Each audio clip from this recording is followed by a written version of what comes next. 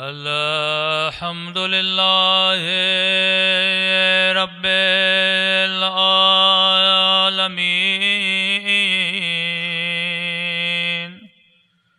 الحمد للہ کما هو اہلہ الصلاۃ والسلام علی سید المرسلین وخاتم نبیین ابی القاسم محمد صلی اللہ وعلی آلہ الطیبین الطاہرین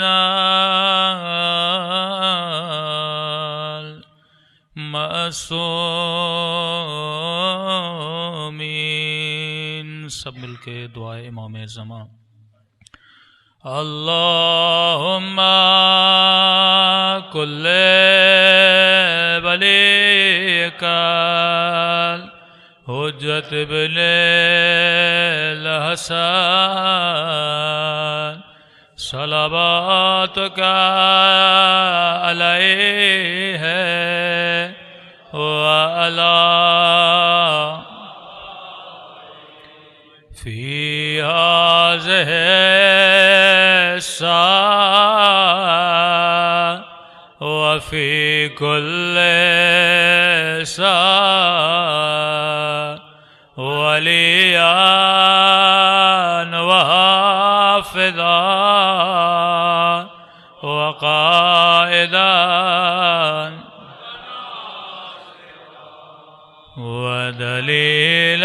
ودلیلان وعینا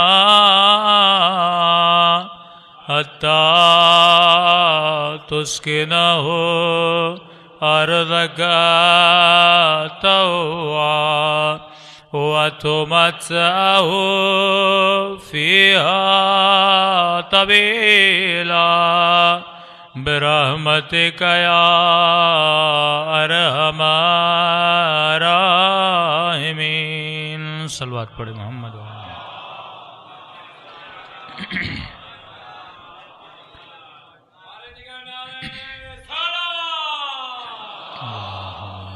صلی اللہ محمد۔ بسم اللہ الرحمن الرحیم۔ رب اشرح لی صدری ویسر لی امری واحلل عقدۃ من لسانی یفقہوا قولی۔ اما بعد فقد قال سبحانہ وتعالی فی محکم کتابہ المجید وفرقانہ الحمید وقولہ الحق وهو اصدق الصادقین۔ بسم اللہ الرحمن الرحیم۔ اللہ ولی الذین آمنوا یخرجہم من الظلمات الی النور۔ صلوات پڑھیں محمد وعلی محمد۔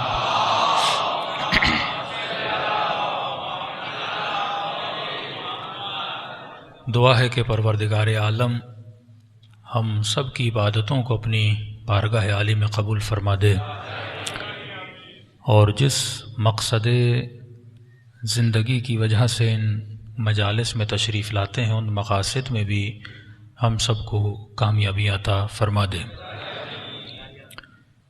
انسان قیدی ہے زمان اور مکان کے اندر کہ لا یمکن الفرار من حکومتک۔ اس زمان اور مکان کی قید سے اگر بھاگنا بھی چاہے تو اس کے بس میں نہیں ہے کہ یہ بھاگ سکے۔ اگر بہت اوپر جائے گا تو آکسیجن نہیں ہے، مر جائے گا۔ اگر دریاؤں میں جانا چاہے گا نہیں جا پائے گا، مر جائے گا۔ تبھی امام نے فرمایا الامر بین الامرین، تو اختیار اور جبر کے درمیان ایک زندگی بسر کرتا ہے. مرد ہو کے پیدا ہونا تھا یا عورت ہو کے آنا تھا، یہ تیرے بس میں نہیں تھا، تیرے اختیار میں نہیں تھا. کس شہر میں پیدا ہونا تھا، کس زبان والا بننا تھا، یہ بھی تیرے بس میں نہیں تھا. کون سی شکل، کون سا حلیہ لے کر آنا تھا، یہ بھی تیرے بس میں نہیں تھا. اور تو چاہے کہ پلٹ کے واپس چلا جائے، یہ بھی تیرے بس میں نہیں ہے. تو زمان اور مکان کا قیدی ہے، لیکن اس زمانے میں تو کیا بنے گا یہ تیرے اختیار میں دیا.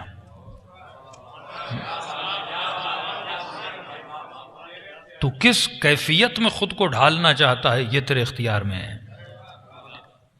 قدم تیرے تھے، آنکھیں تیری تھیں، ہاتھ تیرے تھے، وقت بھی تیرا تھا. اختیار میں نے تجھے دیا کہ تو اس پر مجلس میں آتا ہے یا گھر میں بیٹھتا ہے.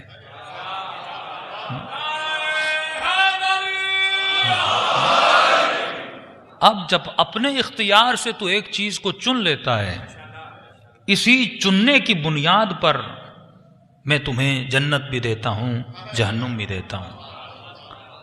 لیکن یہ تو آپ سب کو پتا ہے، میں کوئی نئی بات نہیں کر رہا. لیکن اصل بحث یہ ہے کہ جو میں انتخاب کرتا ہوں اور چنتا ہوں، اس چننے کے پیچھے ایسا ہے کیا کہ ایک مسجد آتا ہے، ایک مندر جاتا ہے، ایک امام بارگاہ آتا ہے. ایسی کون سی چیز ہے جو اس سے یہ چیزیں چنواتی ہے، یہ سلیکٹ کرواتی ہے؟ ایک مرتبہ کہہ سکتے ہو وہ الہام ہے، لیکن الہام بھی تب ہوگا جب اس کے پیچھے کوئی نہ کوئی سوچ ہو. ہاں؟ تو وہ کون سی چیز ہے جس نے مجھے مجلس پہ آنے پر مجبور کیا، اور وہ کون سی چیز ہے جو اس شخص کو مندر کی طرف لے جا رہی ہے؟ پیدل ایک مومن کربلا بھی جاتا ہے، اور پیدل ایک بت پرست اپنے بت کی عبادت کے لیے بھی جاتا ہے. دونوں چیزیں ہیں، لیکن یہ انسان اس چیز کو چن رہا ہے، وہ انسان اس چیز کو سن رہا ہے. اس کے پیچھے ہے کیا؟ فرمایا اس کے پیچھے ہے تمہاری انفارمیشن. انسان تو عظیم ہے ایک چیز کی وجہ سے. تمہاری عزت نہ آنکھوں کی وجہ سے ہے، نہ ہاتھوں کی وجہ سے ہے، نہ قدموں کی وجہ سے ہے، نہ زبان کی وجہ سے ہے. اے انسان، اگر میں نے تجھے عزت عطا کی ہے تو ایک چیز کی وجہ سے، جس کا نام ہے برین. اس دماغ کی وجہ سے تو عزیز ہے. کبھی اس بات پہ فخر نہ کرنا کہ تو زیادہ وزن اٹھاتا ہے، کبھی اس بات پہ فخر بھی نہ کرنا کہ تو زیادہ حسین ہے. تو میں نے کسی مجلس میں کہا تھا، اگر تو 100 kg کا وزن اٹھاتا ہے تو گدھا اس سے 2 گنا اٹھا لیتا ہے.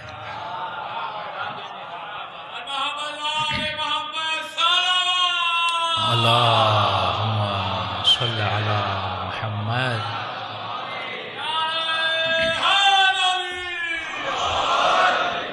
بہت دھیمے دھیمے چل رہا ہوں. کئی لوگوں نے یہ ٹاپک سنا بھی ہوگا جو لائیو دیکھ رہے ہیں، لیکن یہاں کیونکہ 3 مجالس ہیں تو ایک مقدمہ رکھنا بہت ضروری ہے. تو انسان اس باڈی پہ فخر نہ کرنا. ہاں، یہ وجود مٹیریل دنیا کا وجود ہے، یہ نازاں ہوتا ہے انسان کے ظاہر پر. یہ کسی کو حسین دیکھ کر ڈرامے میں کام دیتا ہے، لیکن اگر خدا کے سیریل میں کام کرنا ہے تو وہ شکلوں کو نہیں دیکھتا، وہ کرداروں کو دیکھتا ہے. وہ بھی کئی چیزیں پروڈیوس کرتا ہے، وہ بھی کئی چیزوں کو ڈائریکٹ کرتا ہے، لیکن وہ شکل کو نہیں دیکھتا. وہ کردار کو دیکھ کر کسی کو بلال بنا دیتا ہے، کسی کو جون بنا دیتا ہے. اللہ اکبر یا رسول اللہ. اس کے پرکھنے کا انداز اپنا ہے، دنیا کے پرکھنے کا انداز اپنا ہے. دنیا کے کسی آفس میں جاب کے پیچھے جاؤ گے تو وہ شکل دیکھتے ہیں، وہ حلیہ دیکھتے ہیں، وہ قد دیکھتے ہیں، وہ قامت دیکھتے ہیں. لیکن جب کوئی اہل بیت کی خدمت میں جاتا ہے، وہ قد نہیں دیکھتے، وہ شکل نہیں دیکھتے، وہ حلیہ نہیں دیکھتے، وہ انسان کے اندر کا حلیہ دیکھتے ہیں. کیونکہ یہ جو حلیہ ہے، تو ناز کرے تو کیوں کرے، تو نے تو بنایا ہی نہیں ہے. تو ناز کر اس چیز پہ جو تو بنائے. جو تو بناتا ہے اس پہ جزا دی جاتی ہے، جو وہ بناتا ہے اس پہ تو شکر کیا جاتا ہے، کیونکہ اس نے عطا کیا ہے. تمہاری کون سی محنت ہے کہ تیرا رنگ سفید ہے؟ ہاں، اس کا کون سا قصور ہے کہ اس کا رنگ کالا ہے؟ تو شکر کر. لیکن اے انسان، خدا جزا دیتا ہے جو تو نے بنایا ہے. لیکن سوال اپنی جگہ پہ کھڑا ہے، یہ کوئی مندر، کوئی مسجد، کوئی ممبر، یہ انسان آ کیوں رہا ہے؟ فرمائے تمہاری قیمت اس جسم کی وجہ سے نہیں ہے. خلق الانسان ضعیفا، اے انسان تجھے ضعیف بنایا. کبھی تم نے حیوانوں کو سویٹر پہنتے ہوئے نہیں دیکھا ہوگا، ان کا جسم تجھ سے طاقتور ہے. اس پورے کراچی میں ہے کوئی ایسے 4-5 ہاسپٹل جو بکریوں کے لیے ہوں، بھینسوں کے لیے ہوں؟ نہیں، ہاسپٹل تیرے لیے بنے کیونکہ تو ضعیف ہے. تجھے بستر بھی چاہیے تو نرم چاہیے. تجھے سردی لگتی ہے تو تم نے کپڑے بنا لیے موٹے موٹے، تجھے گرمی لگتی ہے تو تم نے ایسی بنا لیا، کیونکہ تیرا وجود ضعیف ہے. لیکن کمال خداوندی یہ ہے، اس ضعیف وجود کو تمام تر قوی وجودات کا حاکم بنا دیا. اونٹ تجھ سے زیادہ طاقتور تھا، لیکن میں نے تجھے اس کا حاکم بنایا. تو اشارہ کرے وہ دائیں جاتا ہے. شیر تجھ سے زیادہ طاقتور ہے، لیکن تو نے اسے پنجرے میں بند کر دیا. ہاتھی تجھ سے زیادہ طاقتور ہے، لیکن وہ تیرے اشاروں پہ ناچتا ہوا نظر آتا ہے. کبھی تو نے سوچا کیوں؟ وہ کون سی طاقت ہے؟ آنکھوں کی وجہ سے، ہاتھوں کی وجہ سے، کانوں کی وجہ سے، زبان کی وجہ سے؟ وہ کون سی چیز ہے جس کی وجہ سے تجھے حکومت ملی ہے؟ فرمایا وہ ایک چیز ہے جس کا نام ہے برین. اس دماغ کی وجہ سے اللہ نے تجھے اشرف بنایا. تبھی فرمایا کہ مجھے کسی بھی چیز پہ اتنا غضب نہیں آتا ہے میرے بندے. تو چاہے جس سے ہاتھ ملا، تو چاہے جس سے پاؤں ملا، تو چاہے جس سے گھٹنا ملا، لیکن جس چیز کو میں نے عظیم بنایا ہے، جب یہ کسی عظیم کے علاوہ کسی کے در پہ جھکتی ہے،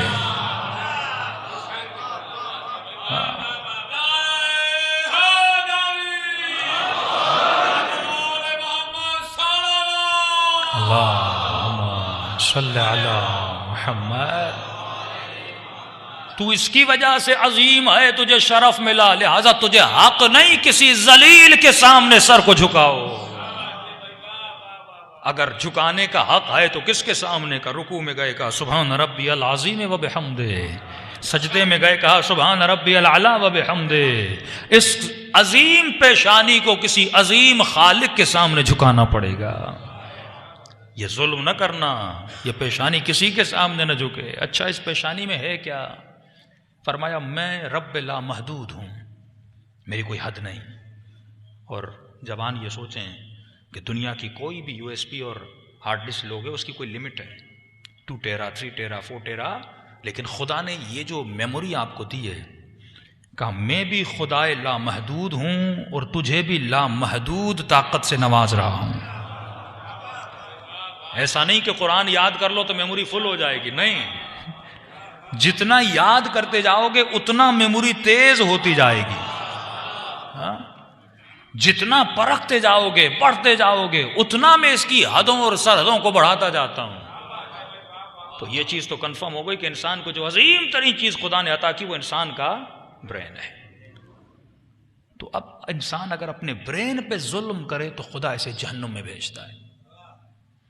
جہنم بنی ہی اس لیے کیونکہ تم نے اس پہ ظلم کیا، جس کی وجہ سے میں نے کائنات کو بنایا. یہ چاند، یہ سورج، یہ قندیل و شمس و قمر، یہ سب کچھ اس کے لیے بنے. اتنی طاقت ہے کہ تو میری ہواؤں کو چیرتا ہوا جہاز بناتا ہے، تو میرے سمندروں کو چیرتا ہوا سفینے بناتا ہے. یہ پاور تجھے کس نے دیا؟ اس برین نے دیا. اب سوال یہ ہے جو برین اتنا طاقتور اور اتنا عظیم ہو، تو اس برین میں جو جات ڈال رہا ہوں وہ بھی تو عظیم چیزیں ہونی چاہیے. اس برتن میں کچرا تو نہیں ڈال سکتا، میں فضول چیزیں تو نہیں ڈال سکتا. اے پروردگارہ برین تو نے دیا ہے، لہٰذا تو ہی بتا میں اس میں ڈالوں تو کیا ڈالوں، میں اس میں کون سی چیزیں ڈالوں. تو میں نے کسی مجلس میں یہ مثال دی تھی کہ اگر آپ کسی دکان پہ کوئی الیکٹرانک چیز خریدنے جاؤ، فار ایگزامپل اگر آپ موبائل خریدو، نیو موبائل، سیکنڈ ہینڈ کی بات نہیں کر رہا، نیا موبائل خرید کے آیا اور گھر میں لا کر کھولا، کھولنے کے بعد اس کے اندر ایک گائیڈ بک ہوتی ہے. تو کوئی جوان کہہ سکتا ہے کہ یہ کمپنی کون ہوتی ہے مجھے گائیڈنس دینے والی؟ موبائل میرا، قیمت میں نے دی، خریدا میں نے، یہ کون ہوتی ہے مجھے بتانے والی؟ تو کمپنی کہے گی ہاں بیٹے تم صحیح کہہ رہے ہو، خریدا تو نے ہے، توڑو یا نہ توڑو یہ تیری مرضی ہے، لیکن ایک بات یاد رکھنا، بنایا میں نے ہے.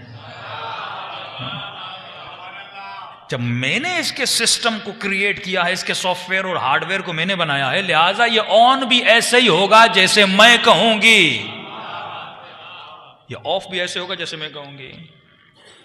اور انسان عقل مند جس کو یہ عقل ہے کہ چھوٹا سا پرزہ بھی اگر کوئی کمپنی بناتی ہے اس کے لیے گائیڈ بک بناتی ہے. کیوں؟ کیونکہ میں نے نہیں بنایا، مجھے یوز کرنا نہیں آتا، کمپنی مجھے سکھائے گی. تو انسان یہ بتا، کائنات کی سب سے بڑی مشین تھی انسان، سب سے بڑا وجود تھا انسان. کیا خدا اس انسان کو بنانے کے بعد کوئی گائیڈ بک نہیں دے گا؟ کوئی سیدھی سی بات ہے کہ اس ہاتھوں کو کیسے یوز کرنا ہے، آنکھوں کو کیسے یوز کرنا ہے، کانوں کو کیسے یوز کرنا ہے. تو معصوم فرماتے خدا نے انسان کو بغیر گائیڈ بک کے نہیں چھوڑا، خدا نے انسان کو بنانے کے بعد ایک گائیڈ بک دی ہے جس کا نام ہے قرآن. یہ گائیڈ بک تجھے بتائے گی تجھے اپنے وجود کو استعمال کیسے کرنا ہے، تجھے اپنے کانوں کو استعمال کیسے کرنا ہے، تجھے اپنی آنکھوں کو استعمال کیسے کرنا ہے. اور ایک قدم اور آگے بڑھیں، جب کوئی کمپنی گائیڈ بک دے دیتی ہے اور نیا موبائل ہو تو گارنٹی بھی دیتی ہے، 2 سال وارنٹی ہے، لیکن ایک شرط ہے، وارنٹی تب تک چلے گی جب تم ایسے یوز کرو جیسے میں کہوں.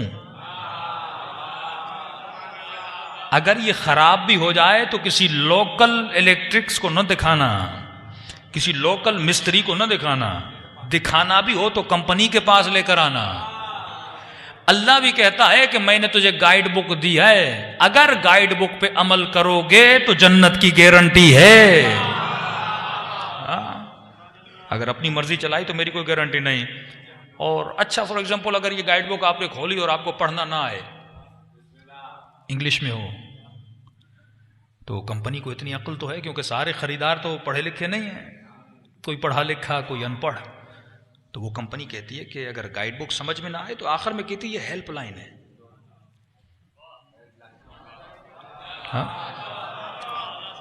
اس ہیلپ لائن کا نمبر ملانا، وہ تجھے سمجھا دیں گے کہ کمپنی کیا کہنا چاہتی ہے، وہ کیا سمجھانا چاہتی ہے. تو میں نے کہا خدا گائیڈ بک دے، ہو سکتا ہے کہ ہیلپ لائن نہ دے گا. جسے قرآن سمجھ میں نہ آئے میں نے 14 ہیلپ لائنیں عطا کی ہیں.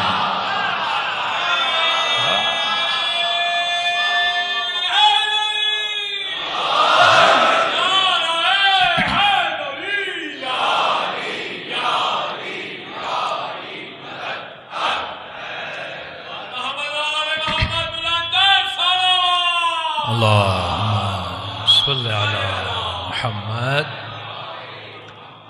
14 ہیلپ لائنیں عطا کی ہیں. قرآن سمجھ میں نہیں آتا، ہیلپ لائنوں سے پوچھ لو. اور کسی جوان نے کہا مولانا پھر اگر گائیڈ بک بھی ہے، ہیلپ لائن بھی ہے، گارنٹی بھی ہے، پھر اتنے فرقے کیوں بنے؟ کوئی شیعہ، کوئی سنی، کوئی بریلوی، کوئی حنفی، کوئی دیوبند. میں نے کہا مسئلہ یہ ہے، یہ رانگ نمبر ملا رہے ہیں.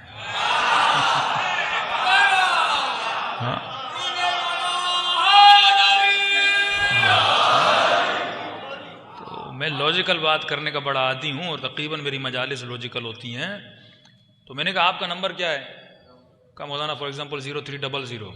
میں نے کہا آپ نہ عالم ہو نہ مولوی ہو، ایک عام سے بندے ہو، ایک عام سا پلمبر بھی ہو، اگر اس کے موبائل نمبر، کہتے ہیں نا کہ کیا فرق ہے علی کو چوتھا مانو یا پہلا مانو، کہا جاتا ہے نا بھئی ہم بھی مان رہے ہیں تم بھی مان رہے ہو، ہوتا کیا ہے پہلا مانو یا چوتھا مانو. میں نے کہا عام پلمبر ہے جس کا نمبر 0300 ہو یا 0306 ہو، اگر 10 یہاں سے وہاں ہو جائے تجھے پلمبر کا نمبر نہیں ملے گا، تم معصوم کا ادھر ادھر کرو گے، تجھے خدا کہاں سے ملے گا؟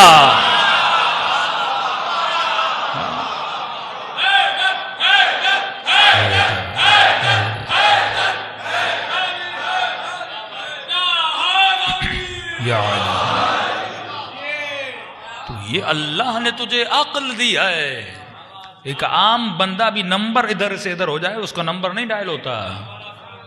تو کیسے ممکن ہے تو ایک معصوم کو ادھر سے ادھر کر دے اور تجھے ہدایت مل جائے؟ اور گارنٹی بھی تبھی تک ہے، لوکل مستریوں کو نہیں دکھانا. جو خدا نے، ہاں موبائل صحیح تو ہو جائے گا، علم تو کہیں سے بھی لے سکتا ہے، لیکن فرمایا اگر صحیح عالم کے پاس نہیں جائے گا تو جنت کی گارنٹی ختم ہو جائے گی. تو سب سے عظیم ترین چیز جو خدا نے انسان کو دی وہ انسان کا برین تھا. اتنا تو انسان مان لے گا، جاہل بھی ہوگا اس کو سمجھاؤ گے کہے گا ہاں یہ میرا برین ہے جو خدا نے دیا ہے. اب جب سب سے عظیم چیز ہے اس برین میں کیا میں ہر چیز ڈال سکتا ہوں؟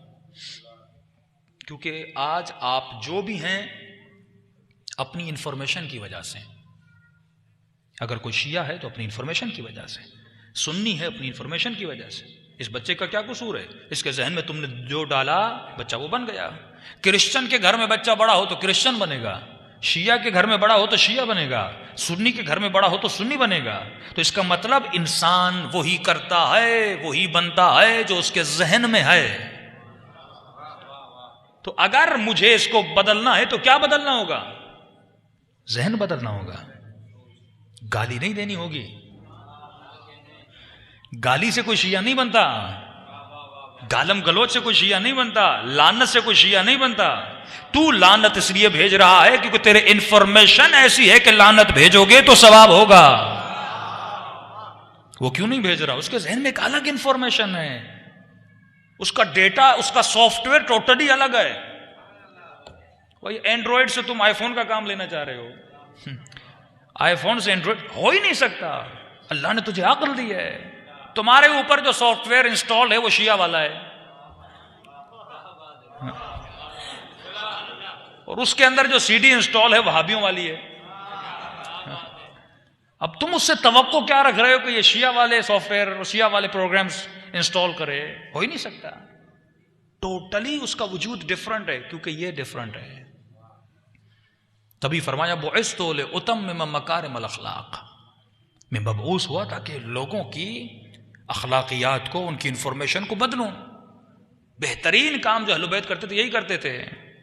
مولا نے کبھی کوئی جذباتی شیعہ نہیں بنایا. ایک ابو ذر بنایا جس نے پورے لبنان کو شیعہ بنا دیا. کم بناتے تھے پر کوالٹی والے بناتے تھے، کوانٹٹی پہ اہل بیت کی نگاہ تھی نہیں. اور جنہوں نے کوانٹٹی کو دیکھ کر پورے ایران کو مسلمان بنایا، علی نے کوالٹی سے کام کر کے اس پورے ایران کو شیعہ بنا دیا. کوالٹی میں بقا ہوتی ہے. ہم بناتے جائیں کیا ہوگا؟ کیونکہ آپ کے پاس عقل ہے، ریزن ہے، دلیل ہے. تو سب سے عظیم ترین چیز ہے یہ انسان جس کے انفارمیشن ڈال رہا ہے. اچھا انفارمیشن کیا کرتی؟ انفارمیشن آپ کے وجود میں جذبات کو پیدا کرتی ہے. جب جذبہ پیدا ہوتا ہے تو احساس پیدا ہوتا ہے، جب احساس پیدا ہوتا ہے تو باڈی سے ایکشن ظاہر ہوتا ہے. جناب سیدہ کی انفارمیشن ہوگی تو آنکھوں سے آنسو بہیں گے نا. ہر کوئی نہیں روتا، ہر کسی کے جذبات نہیں ہیں، کیونکہ اس انفارمیشن نے کوئی عقیدہ بنایا، اس عقیدے نے کوئی جذبہ بنایا، اور اس جذبے نے آپ کے وجود سے ایک ایکشن کو ریلیز کر دیا. اب مجھے کرنا کیا ہے؟ دین اہل بیت کو بڑھانا کیسے ہے؟ مجھے ان کے دماغوں پہ کام کرنا ہے، مجھے ان کے برینز پہ کام کرنا ہے. ان کو بتانا ہے کہ تمہارا برین بہت قیمتی ہے، اس کو ضائع مت کرنا. اور اس کی مثال ان کو اس طرح دو کہ اے انسان، کیونکہ تمہارا وجود مٹیریل ہے تو اپنے جسم کی بہت پرواہ کرتا ہے. اگر کوئی ڈاکٹر بھی تلاش کرنا ہو، آنکھوں کی بیماری ہو گئی تو کراچی کا بہترین ڈاکٹر ڈھونڈو گے. کڈنیز خراب ہو گئی، بہترین ڈاکٹر ڈھونڈو گے، کیونکہ اس جسم سے محبت ہے. میں جسم کے لیے 1% رسک لینے کے لیے تیار نہیں ہوں. لیکن یہ بتا تم نے اپنا برین کس کے حوالے کیا؟ ہر مفتی کے حوالے کر دیا، ہر مولوی کے حوالے کر دیا، ہر جاہل کے حوالے کر دیا. اس کا مطلب تجھے اپنے جسم سے تو پیار ہے پر اپنی روح سے پیار نہیں ہے. اور میں نے اس کی مثال اس طرح دی کہ اگر کوئی کہے کہ مولانا میری آنکھیں خراب ہیں، میرے ڈاکٹر کے پاس لے جائیے، میں کسی ایسے ڈاکٹر کے پاس لے جاؤں جو آنکھوں سے اندھا ہو، تو آپ کہیں گے مولوی صاحب جو اپنی آنکھ ٹھیک نہیں کر سکا میری کیا کرے گا؟ کسی مومن کے بال جھڑ گئے اور کہا مولانا سر پہ بال لگانے، ایران میں سنا ہے بڑے اچھے بال لگتے ہیں، اور میں آپ کو لے کر جاؤں کسی ایسے ڈاکٹر کے پاس جو خود گنجا ہو، تو آپ کہیں گے مولوی صاحب جو اپنے بال نہیں لگا سکا میرے کیا لگائے گا؟ تو اتنی تو تیرے وجود میں عقل ہے نا کہ جسم کے لیے بھی کوئی ایسا ڈاکٹر ڈھونڈتے ہو جو خود بیمار نہ ہو. تو مجھے یہ بتا، جب تو اپنے روح کے ڈاکٹر کی تلاش میں نکلا، پہلے یہ تو بتا کہ روح کی بیماری کیا ہے. شرک روح کی بیماری ہے، بت پرستی روح کی بیماری ہے، شراب پینا روح کی بیماری ہے. تو جب روح کے ڈاکٹر کو تلاش کرنے نکلا تو مجھے بتا کوئی ایسا ڈاکٹر کیوں تلاش نہیں کرتا جس نے زندگی میں بت پرستی نہ کی ہو.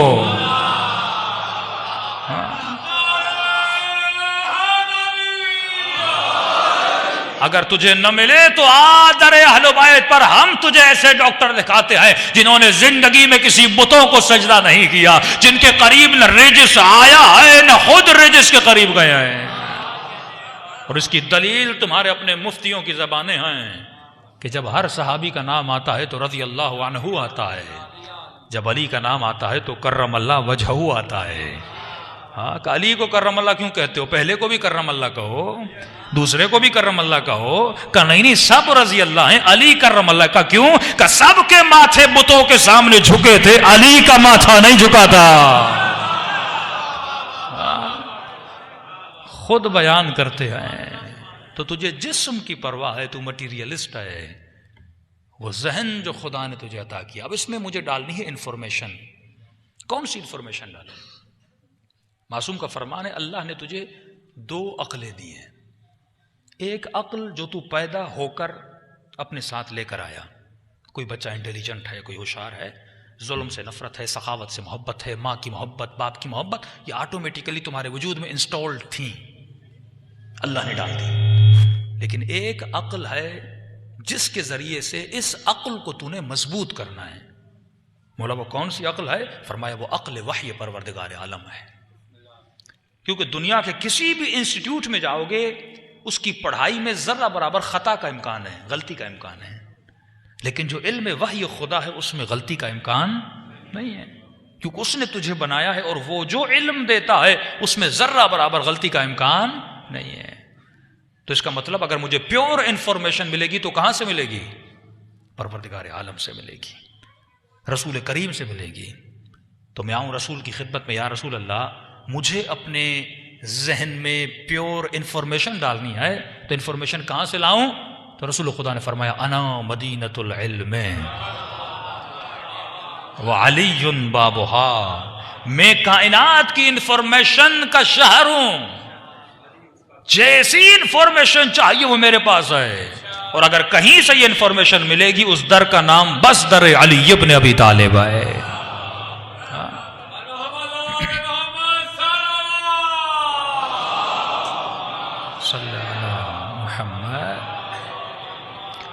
تو خلاصہ کلام کہ میرے عزیز، اگر اس ذہن میں انفارمیشن ڈال، اس لیے امام فرماتے ہیں ہمارے شیعہ فضولیات سے دور ہوتے ہیں، فضول چیزیں ذہن میں نہیں ڈالتے، کیونکہ جو ڈالو گے ویسا تیرا کردار بنے گا. اچھی چیزیں ڈالو گے اچھا کردار بنے گا. کچھ لوگوں کے لیے فرمایا سم بکم عمیٌ، کچھ لوگ ایسے ہیں جو اندھے ہیں، گونگے ہیں، بہرے ہیں. معصوم سے کسی نے کہا مولا یہ دیکھ تو رہے ہیں خدا اندھا کیوں کہہ رہا ہے؟ یہ بول تو رہے ہیں خدا گونگا کیوں کہہ رہا ہے؟ یہ سن تو رہے ہیں خدا بہرا کیوں کہہ رہا ہے؟ کہ دیکھ رہے ہیں پر وہ نہیں دیکھ رہے جو خدا دکھانا چاہتا ہے. بول رہے ہیں پر وہ نہیں بول رہے جو خدا بلوانا چاہتا ہے. سن رہے ہیں پر وہ نہیں سن رہے جو خدا سنانا چاہتا ہے. تبھی فرمایا اے مومن، ایک عقل وحی ہے، ایک عقل طبعی ہے، ایک تیسری عقل ہے جس کے ذریعے سے تجھے اس عقل کو مضبوط کرنا ہے. مولا وہ کون سی؟ فرمایا وہ ہے عقل سماعی.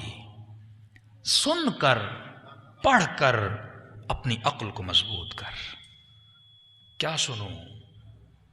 سن اور دیکھ کہ علی کی عقل کتنی مضبوط تھی. آپ مضبوطی کسے سمجھتے ہو؟ ہمارے منبر سے جو پہلو مولا علی کا زیادہ تر بیان کر دیا گیا وہ پہلو مٹیریلسٹ پہلو تھا.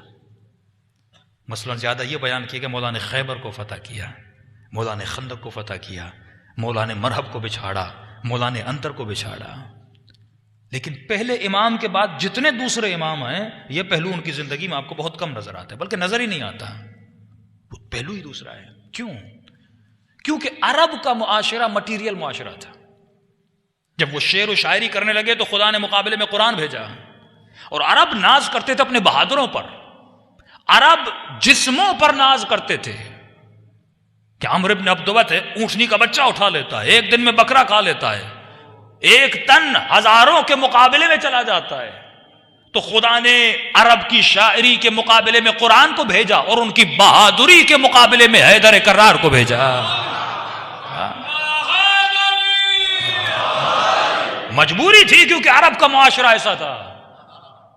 اگر نبی کے لشکر میں کوئی بطل نہ ہوتا، کوئی شجاع نہ ہوتا، یہ عرب خود کو کمزور سمجھتے کہ ان کے پاس بھی کوئی بہادر ہونا چاہیے، اور وہ بہادری علی کے وجود میں رکھی. لیکن یہی بہادری نبھا کر جب علی رسول کے پاس آتے ہیں اور بدن سے خون بہ رہا ہوتا ہے، رسول فرماتے علی تو جہاد اصغر کر کے آیا، جہاد اکبر باقی ہے. مطلب یہ چھوٹی بہادری ہے، بڑی بہادری ابھی باقی ہے. جسموں پر ناز کرنے والے دنیا والے ہوتے ہیں کہ آج کوئی کہے میں نے 200 کلو کا وزن اٹھا لیا، کوئی کہے کہ میرے پاس اتنی طاقت ہے میں 10 لوگوں کو بچھاڑ لوں. یہ بہادری اہل بیت کے لیے بہادری نہیں ہے. کہ اصل بہادری علی ابن ابی طالب کی کیا ہے کہ ہاتھ میں تلوار ہے، اس کے سینے پر سوار ہے، اور جب اس نے لعاب دہن علی کے چہرے پر پھینکا، علی اس غصے کو کنٹرول کر کے بتا رہے ہیں کہ اصل میں بہادری یہ ہوتی ہے کہ ہے کوئی عرب کا ایسا بہادر جس کے چہرے پہ کوئی تھوک ڈالے اور وہ چہل قدمی کر کے رک جائے. بہادری تلوار اٹھانا نہیں ہے، بہادری یہ ہے کہ تلوار اٹھا سکو پر نیام میں رکھ لو. یہ بہادری نہیں کہ علی کے گھر پہ حملہ ہوا علی تلوار اٹھائیں، کیا ہوتا، مار دیتے، بچھاڑ دیتے. یہ تو ہم بھی کریں گے، ہمارے گھر پر بھی حملہ ہو، یہ ریئیکشن تو ایک عام ریئیکشن ہے. میرے بیٹے کو کوئی مارے، میری بہن کو کوئی مارے، میری بیوی کو کوئی مارے، یہ تو عام ریئیکشن ہے. یہ تو ہر عام انسان بھی کر سکتا ہے کہ اگر اس کے گھر پہ حملہ ہو اور وہ غصے میں آئے. اپنا غصے کو پھینکنا ہر انسان کے بس میں ہے، لیکن اس غصے کو کنٹرول کرنا بس علی کے بس میں ہے. کہ یہ بہادری ہے. جب ہاتھوں میں رسیاں دیکھی تو یہودی نے کلمہ پڑھ لیا. کہ تو نے پہلے کلمہ کیوں نہیں پڑھا جب رسول نے اتنی تبلیغ کی، آج تو کلمہ کیوں پڑھ رہا ہے؟ کہ یہی وہ ہاتھ ہیں جن کو میں نے خیبر میں دیکھا تھا، یہی وہ ہاتھ ہیں جن کو میں نے خندق میں دیکھا تھا، یہی وہ ہاتھ ہے جنہوں نے مرحب و انتر کو بچھاڑا تھا. آج یہ ایسے کھڑا ہے جیسے اس نے زندگی میں تلوار اٹھائی ہی نہیں ہے. کہ بس مجھے یقین ہو گیا جہاں سے اس کے صبر کا کنٹرول ہے وہیں سے اس کے غضب کا کنٹرول ہے. اصل یہ طاقت ہے جو اہل بیت تمہیں دینا چاہتے تھے. یہ وہ پاور ہے جو اہل بیت کے پاس تھا. بد دعا دیتے تو تباہ ہو جاتے وہ لوگ، لیکن اہل بیت نے بد دعا نہیں دی. اگر خدا چاہے تو کیا دنیا کے کافروں کو تباہ نہیں کر سکتا؟ لیکن وہ خدا ہی اس لیے ہے کیونکہ نہیں کرتا. اس کے وجود میں ضبط ہے. معصوم فرماتے ہیں یہی وہ تعلیم تھی جو ہم تم لوگوں کو دینا چاہتے تھے. کھاتا حیوان بھی ہے، پیتا حیوان بھی ہے. شادی کرنا کون سا کمال ہے، بچے پیدا کرنا کون سا کمال ہے؟ یہ تو ساری حیوانیت ہے. انسانیت یہ تھی. فرمایا یہاں پر حیوان، یہاں پر انسان، دونوں کی ایکٹیویٹیز میں فرق دیکھنا. حیوان کو بھوک لگتی ہے کھانا کھاتا ہے، حیوان کو شہوت پڑتی ہے نہ دائیں نہ بائیں دیکھتا، اپنی شہوت کو پورا کرتا ہے. حیوان کو غصہ آتا ہے درندگی کرتا ہے، پھاڑ دیتا ہے. لیکن انسان کو جب بھوک لگتی ہے پہلے دیکھتا ہے کہ اپنا کھا رہا ہوں یا غیر کا کھا رہا ہوں. انسان کو جب غصہ آتا ہے یہ فوراً چیرنا پھاڑنا شروع نہیں کرتا، یہ فوراً اپنا منہ کھولنا شروع نہیں کرتا. یہ پہلے سوچتا ہے کہ جس پہ غصہ کر رہا ہوں کہیں وہ ماں تو نہیں ہے، کہیں وہ باپ تو نہیں ہے. جب اسے غصہ آتا ہے تو سوچتا ہے کہیں میں حضور امام میں تو نہیں کھڑا، کہیں میں دربار رسالت میں تو نہیں کھڑا. اسے جب غصہ آتا ہے تو یہ پہلے سوچتا ہے جس دروازے کو آگ لگا رہا ہوں وہ دروازہ میرے نبی کی بیٹی کا تو نہیں ہے. یہیں سے تو تمہارے انسان ہونے کا پتہ چلتا ہے. اہل بیت نے ضبط میں آ کر بتایا کہ ہم انسان تھے اور انہوں نے ضبط کو توڑ کے بتایا کہ ہم انسان نہیں تھے. تبھی فرمایا اہل بیت کے مقابلے میں آنے والے انسانیت کے درجے سے گر چکے تھے، جس میں یہ تمیز نہ ہو کہ میں کس کا حق لوٹ رہا ہوں.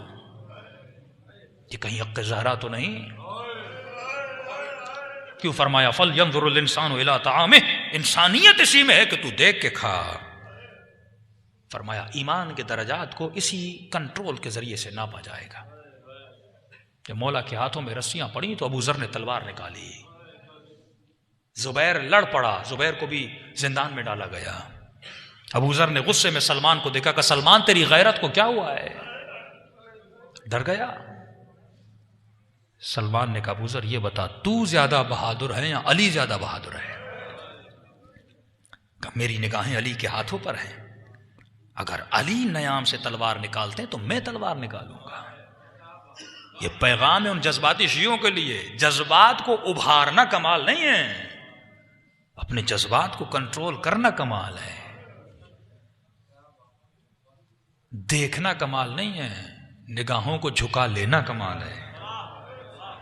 کھانا کمال نہیں ہے، اس پیٹ پر کنٹرول کر لینا کمال ہے. اسی ضبط کا نام ہے. یہی وہ انفارمیشن تھی جو اہل بیت دینا چاہتے تھے کہ انسان تیرے وجود میں کنٹرول کتنا ہے. جتنا کنٹرول زیادہ اتنا مومن بڑا.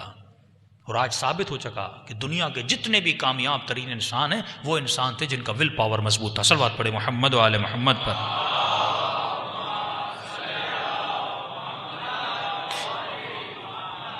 اب جب میں اہل بیت سے ساری انفارمیشن لیتا ہوں، ہزاروں مجلسیں ہم لوگوں نے سن لی، اٹ مینز کہ ہم نے ساری انفارمیشن اپنے ذہن میں ڈال لی.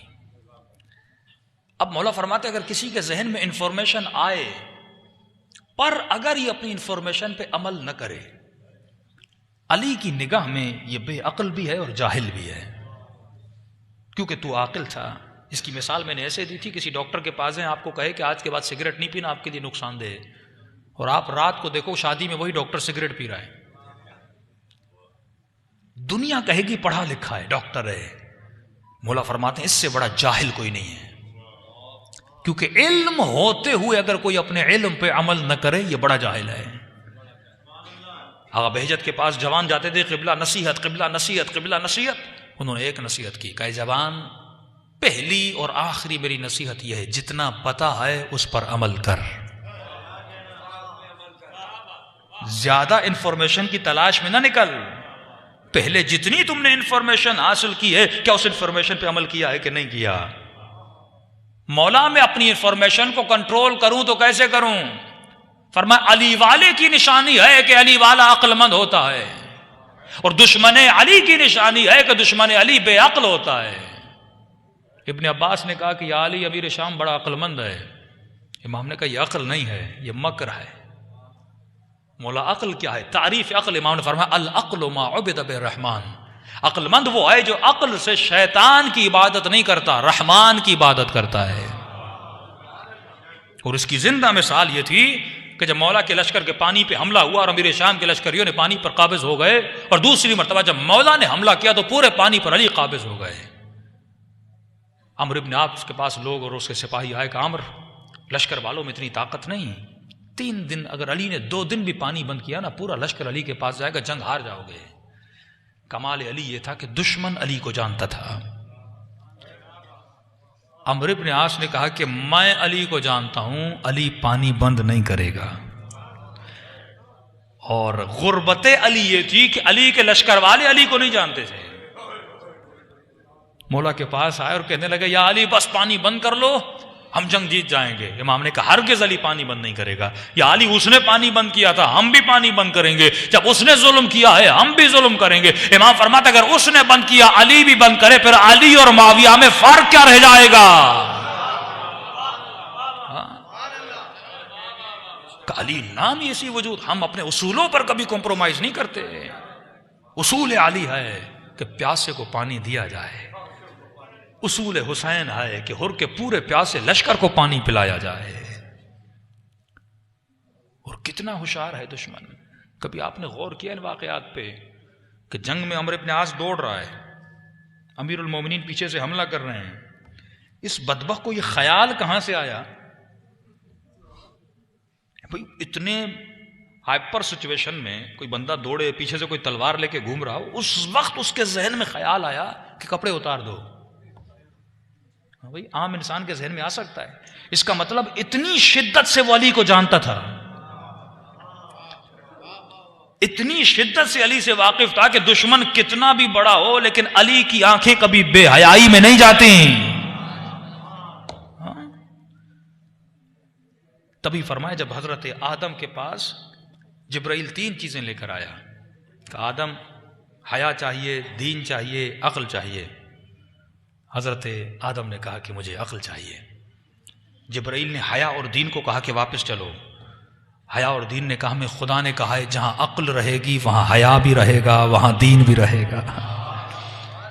تب جملے پہ غور کرنا، کئی ایسے دیندار ملیں گے جن کے پاس عقل نہیں ہے، کئی ایسے با حیا ملیں گے جن کے پاس عقل نہیں ہے. دینداری نماز کا نام نہیں ہے، دینداری قرآن کے حفظ کرنے کا نام نہیں ہے، دینداری عقل مندی کا نام ہے. عقل ہو، یہ دونوں چیزیں ساتھ آتی ہیں. کئی ایسے لوگ ملیں گے جو حفاظ قرآن تھے لیکن کفر کے فتوے دیے، لوگوں کے گلے کاٹے کیونکہ عقل نہیں تھی. اور عقل کیوں نہیں تھی؟ کیونکہ باب مدینۃ العلم سے دور تھے. اور فخر کرو کہ خدا نے تجھے نوکر در علی بنایا ہے. صلوات پڑھے محمد و آل محمد پر.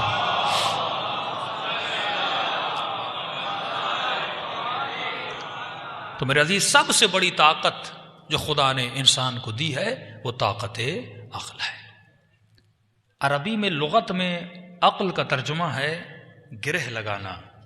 جب اونٹ کے پاؤں کو باندھا جاتا تھا تو کہتے تھے ہم نے اس پہ عقل باندھ دی ہے. عقل کا کام ہے کسی چیز کو روکنا. تھیلی سے پانی بہ رہا ہو، گرہ لگا دو، پانی بہنا رک جائے گا. یہ وجود جو تمام تر جذبات سے لبریز ہے، صدیوں سے سیدہ کے مصائب سن رہے ہو. کس کو نہیں پتا سیدہ پہ ظلم نہیں ہوا؟ لیکن ہر سال ہم بار بار کیوں پڑھتے ہیں؟ یہ ریپیٹیشن کیوں؟ ہر سال محرم میں وہی مسائل، ہر سال محرم میں وہی مسائل، کیوں؟ اس کی وجہ کیا ہے؟ اس کی بیسک وجہ یہ ہے کہ یہ سوچو، اگر وہ درندے بنے تھے تو کیوں بنے تھے؟ اور سلمان اگر نوکر در علی بنا تھا تو کیوں بنا تھا؟ دماغ، برین دونوں کے پاس تھا، لیکن ایک چیز کم تھی. سلمان کے پاس عقل تھی، یہ گرہ تھا، اور ان کے پاس یہ عقل نہیں تھی. عقل نام ہے وجود کو کنٹرول کرنے کا. جس کی مثال میں ایسے دیتا ہوں، یہ آپ کا وجود گاڑی کی مانند ہے. اس گاڑی میں جو بریک لگاتے ہو وہ عقل کا نام ہے.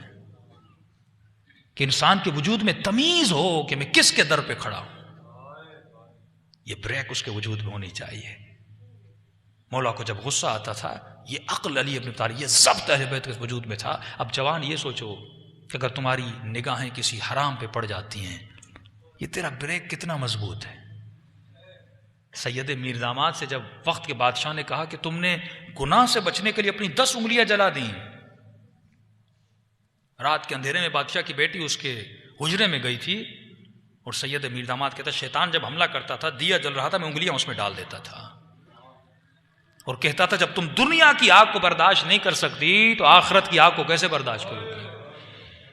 صبح بادشاہ نے اسے بلوایا، اس نے اپنے ہاتھوں میں ابا لپیٹی اور بادشاہ کے پاس گیا. بادشاہ نے کہا اے جوان، کیسے تم نے اپنی 10 انگلیاں جلا دیں؟ کون ہے جو خود کو گناہ سے بچانے کے لیے اتنا قدم اٹھا؟ یہ بریک تھا اس کے وجود میں نا. تو اس نے کہا بادشاہ سلامت، میں سید ہوں. ایک چیز کو سوچتا تھا اور گناہ سے رک جاتا تھا.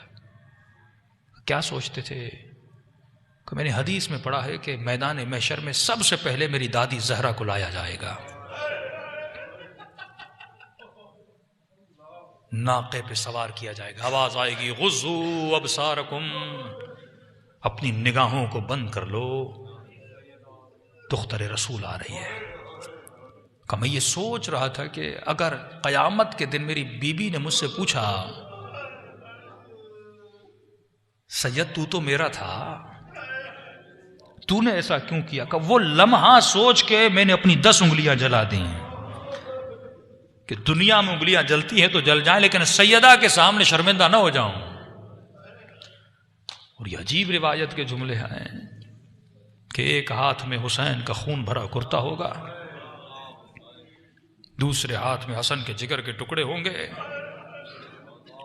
دنیا نے اس بی بی کو ستایا، لیکن یہ وجود اس بی بی کو خوش کرے.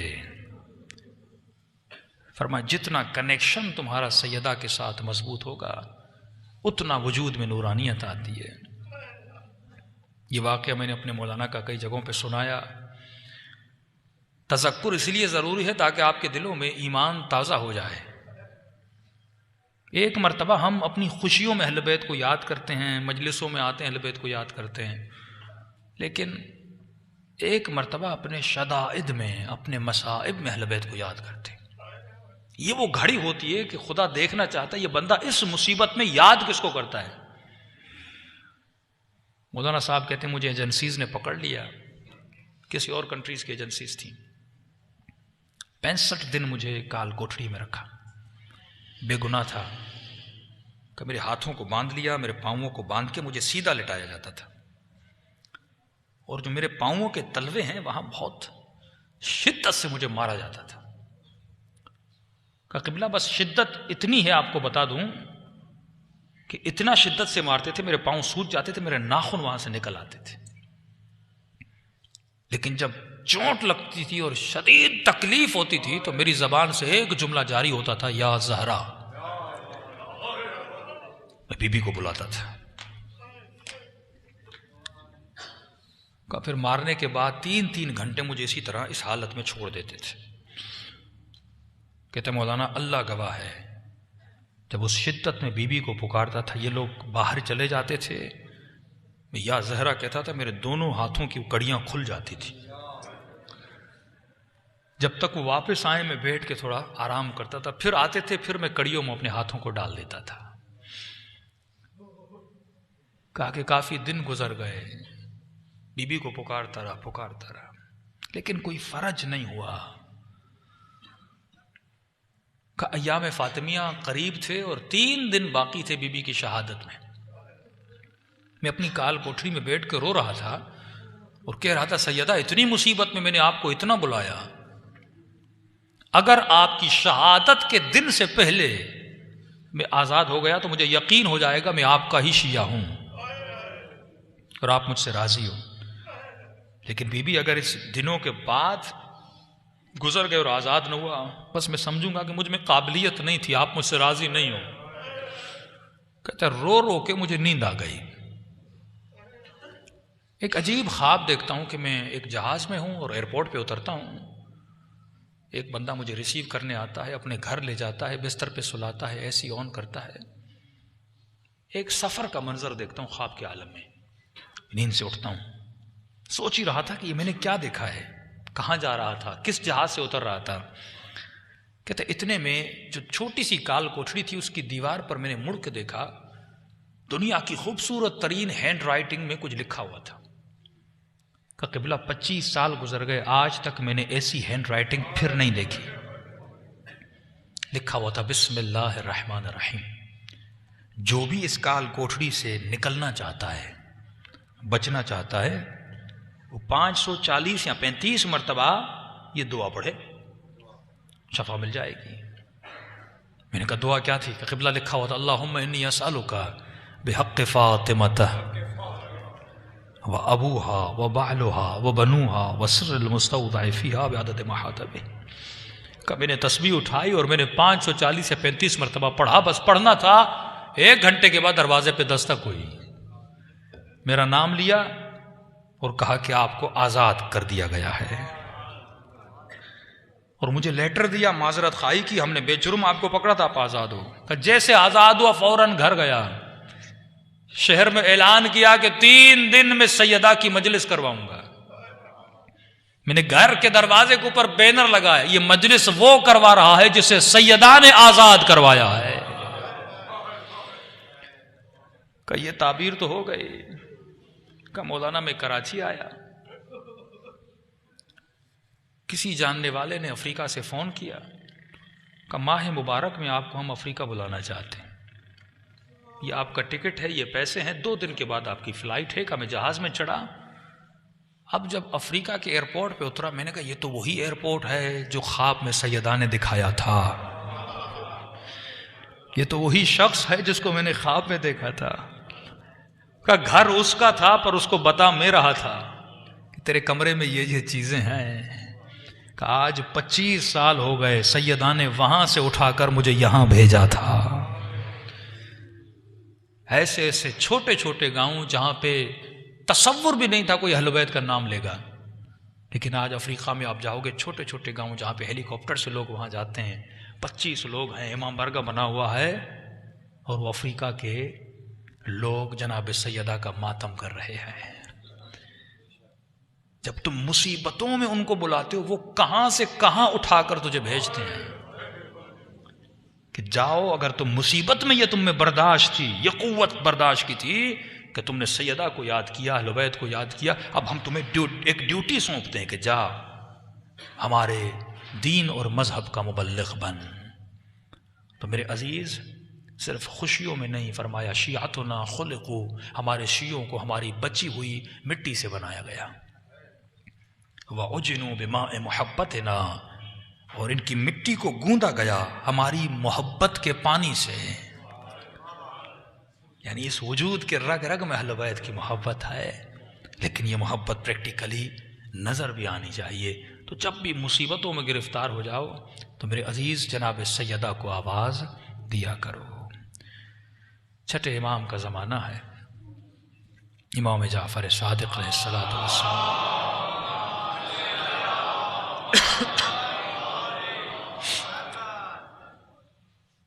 کتنی محبت کرتے ہیں اہل بیت، یا آپ تصور بھی نہیں کر سکتے اپنی جدہ امجدہ سے۔ آقا قراتی فرماتے ہیں مجھے جب بھی مصیبت آتی ہے، امام رضا کے روزے پہ جاتا ہوں، 10 مرتبہ کہتا ہوں بے فاطمہ بے فاطمہ بے فاطمہ۔ کبھی 10 مرتبہ پورا نہیں ہوتا، امام رضا میری حاجت کو دے دیتے۔ تبھی فرمایا اے شیعو، کبھی چھوٹی چھوٹی باتوں کے لیے ہمیں ہماری دادی کا واسطہ نہ دیا کرو۔ ہم ہر مصیبت برداشت کر سکتے، لیکن پسلیوں کا ٹوٹنا،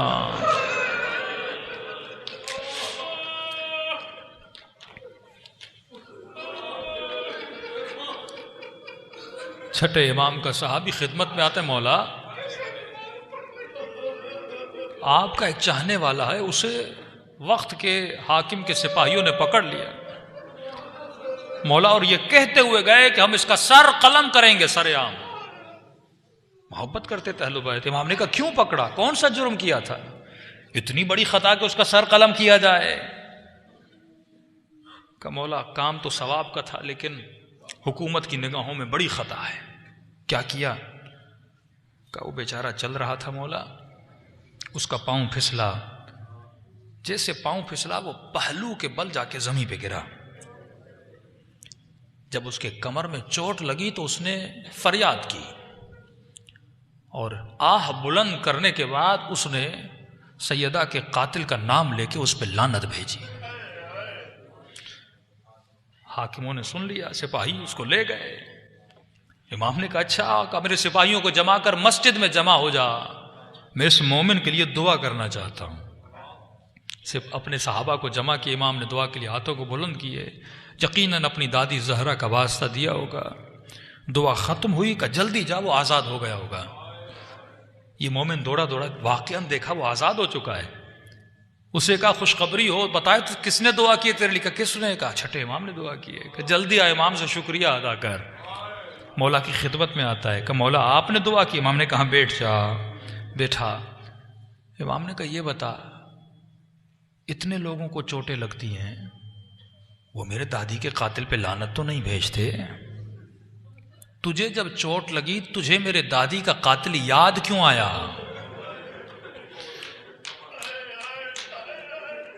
کہ مولا میں نے تو آپ ہی سے سنا ہے نا کہ بیوی کی پسلیاں ٹوٹ گئی تھی۔ مولا جب میں گرا پسلی نہیں ٹوٹی، لیکن تکلیف اتنی ہوئی، میں یہ سوچ رہا تھا جس کی پسلیاں ٹوٹی ہوں گی اس پہ کیا گزری ہوگی۔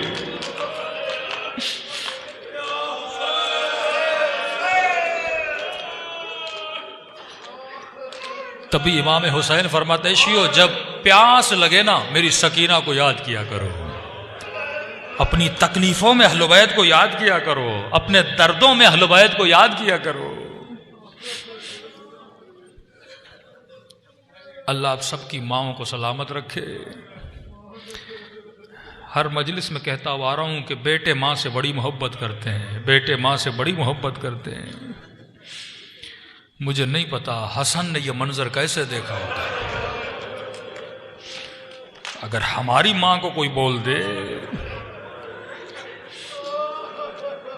تبھی مولا کا صحابی کہتا ہے کہ حسن جب بھی مسجد جاتے تھے لمبا راستہ لیتے تھے، ایک راستہ قریب تھا لیکن کبھی نہیں گئے۔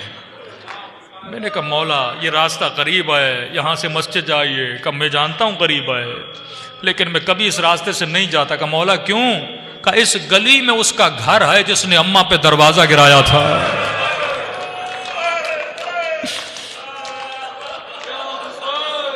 جب بھی اسے دیکھتا ہوں مجھے اماں کی ٹوٹی ہوئی پسلیاں یاد آ جاتی ہے. عزیزو یہ دن ہے حسین کے یتیمی کے دن، یہ حسن و زینب کے یتیمی کے دن ہے. اللہ آپ سب کو جنت البقیع کی زیارت نصیب کرے، وہ ٹوٹی ہوئی قبر آپ کو دکھائے. دلوں کو کربلا لے جاؤ، دلوں کو مدینے لے جاؤ اور سلام کرو حسین کی یتیمی پر.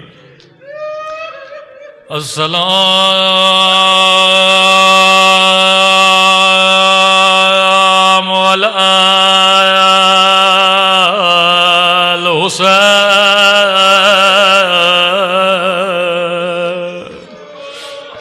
وعلی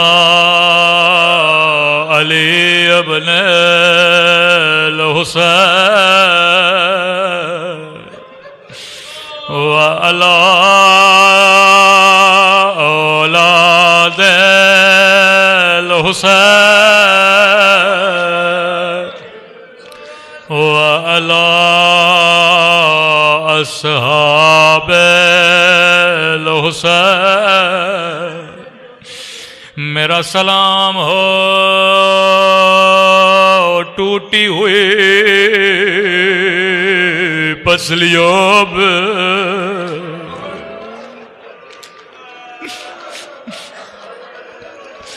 میرا سلام ہو زینب کی یتیمی پہ. میرا سلام ہو علی کی غیرت پہ. میرا سلام ہو زہرا کی مظلومیت پہ.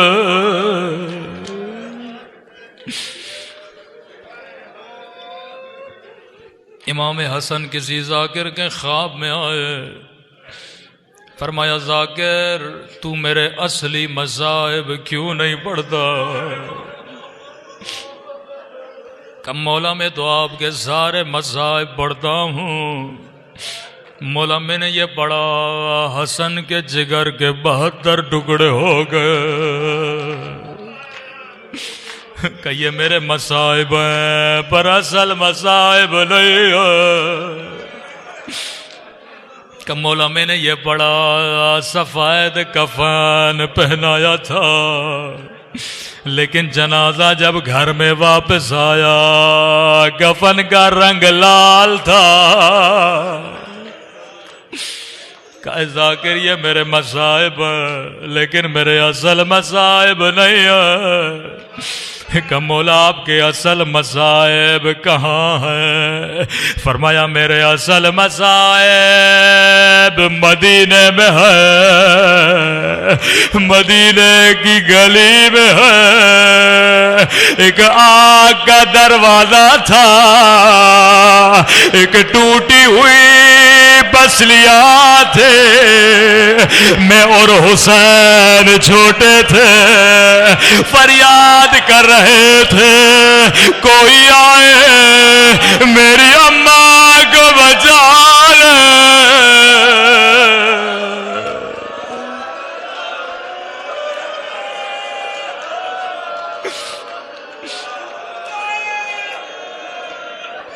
میرے اصل مصائب مدینے کی گلی میں ہے. حسین چھوٹا تھا میں بڑا تھا. اللہ کسی بیٹے کو یہ منظر نہ دکھا. کہ علی نے غسل دیا، علی نے کفن دیا. بی بی کا جنازہ گھر کے صحن میں رکھا. کہ فضا بچوں کو کہو اماں سے خدا حافظ کر لے. آج آپ کے رونے پہ پابندی نہیں ہے، لیکن بی بی فضہ فرماتی ہیں بچوں نے ابا کے دامن کو اپنی قمیصوں کو دانتوں میں جکڑ لیا کہیں کوئی آواز نہ سن کب بچوں آخری بار ماں سے خدا حافظ کر لو. زینب آگے بڑھی اماں کے سینے سے لپٹ گئے. ام کلثوم بی بی کے سر کے بوسے لینے لگے. حسن مولا آگے بڑھے ماں کے قدموں کو پکڑا آہستہ کہنے لگے کلمینی یا اماں اماں حسن سے باتیں کرو اماں خاموش کیوں ہو لیکن کوئی جواب نہیں آیا. علی نے کہا حسین ماں سے خدا حافظ کر لے. مولا حسین چھوٹے ہیں سر کو اپنے گھٹنوں میں ڈالا ہے کہ بابا تب تک نہیں جاؤں گا او جب تک اماں نہ بلائے. ایک مرتبہ بندے کفن کھلے زہرا نے کہا آجا میرے حسین آجا میرے کربلا والے حسین.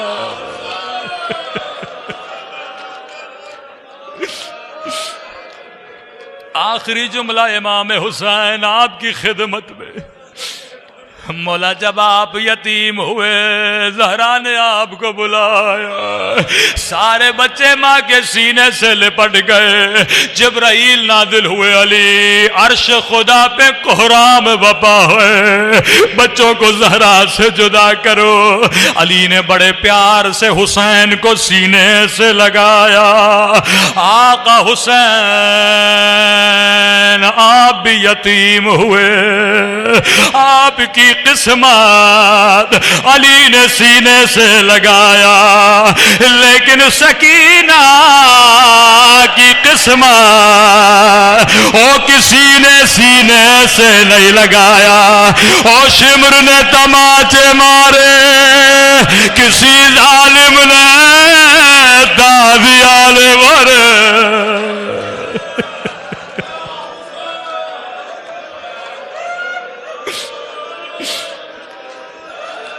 اے خدا تجھے حسین کی یتیمی کا واسطہ ان آنکھوں کو امام زمانہ کی زیارت نصیب فرما. ہمارے مولا اور آقا امام کا ظہور فرما. خدایا تب تک موت نہ دینا جب تک گناہوں سے معافی نہیں کر لیتے. اے خدا ہمارے مرحومین کو اللہ علیین میں درجات عطا فرما. پروردگار بانیان مجلس کی پریشانیوں کو دور فرما. حاضرین مجلس میں اگر کوئی پریشان ہے بحق جناب سیدہ پریشانیاں دور فرما. پروردگار ذکر کو عبادت کو اپنی بارگاہ میں قبول فرما. ہم سب کو امام زمانہ کے آوان اور انصار میں شریک فرما.